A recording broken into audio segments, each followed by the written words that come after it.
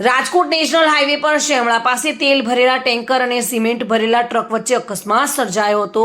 તેલ ભરેલું ટેન્કર અને સિમેન્ટ ભરેલા ટ્રક ગોંડલ તરફથી રાજકોટ તરફ જઈ રહ્યું હતું, જેમાં તેલના ટેન્કરને પાછળ સિમેન્ટ ભરેલું ટ્રક ઘૂસી ગયું હતું। ગોંડલના સોલવન્ટ પ્લાન્ટમાંથી તેલ ભરીને ટેન્કર જઈ રહ્યું હતું। અકસ્માતને કારણે તેલ ભરેલા ટેન્કરમાંથી તેલ રસ્તા પર ઢોળાયું હતું। લોકોએ તેલ લેવા પડાપડી કરી હતી। અકસ્માત બાદ અકસ્માત સ્થળે તેલ ભરેલા ટેન્કર જોવા મળ્યું ન હતું, સિમેન્ટ ભરેલ ટ્રક જોવા મળ્યો હતો। આસપાસના લોકોએ તેલ લેવા માટે પડાપડી કરી હતી। હાથમાં જે આવ્યું તે વાસણ લઈને લોકો તેલ માટે દોટ લગાવી હતી। લોકો બરણી, કેરબા, ડોલ સહિતના વાસણો લઈને પહોંચી ગયા હતા અને તેલ ભરવા લાગ્યા હતા, જેમાં ટેન્કર પલટી જતા રસ્તા પર તેલના જાણે ખાબોચિયા ભરાઈ ગયા હોય અને તેલ ભરેલું ટેન્કરનો અકસ્માત થયાની જાણ થતાં જ આસપાસના લોકો દોડી આવ્યા હતા અને તેલ લેવા માટે હોડ મચાવી હતી। અકસ્માતની ઘટનાની જાણ ગોંડલ તાલુકા પોલીસને કરવામાં આવી હતી।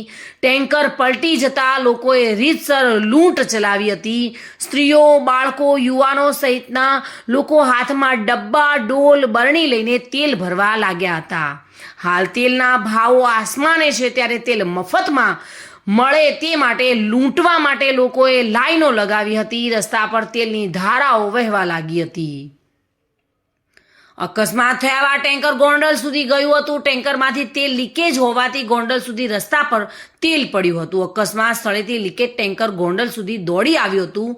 સમગ્ર હાઈવે પર તેલ ઢોળાયું હતું। હાઈવે પર તેલ ઢોળાતા બાઇક ચાલકો સ્લીપ થઈને પડી રહ્યા હતા। હાલ ગોંડલ ફાયર દ્વારા હાઈવે પર જ્યાં તેલ ઢોળાયું છે ત્યાં પાણી છાંટવામાં આવી રહ્યું છે। તો તેલનું ટેન્કર નીચે ઢળી પડતા અકસ્માત સર્જાતા રોડ પર તેલની રેલમછેલ થઈ હતી અને લોકો જે મળ્યું તે વાસણ લઈને તેલ ભરવા માટે દોટ મૂકી હતી। Reena Parmar, today news, Gujarati.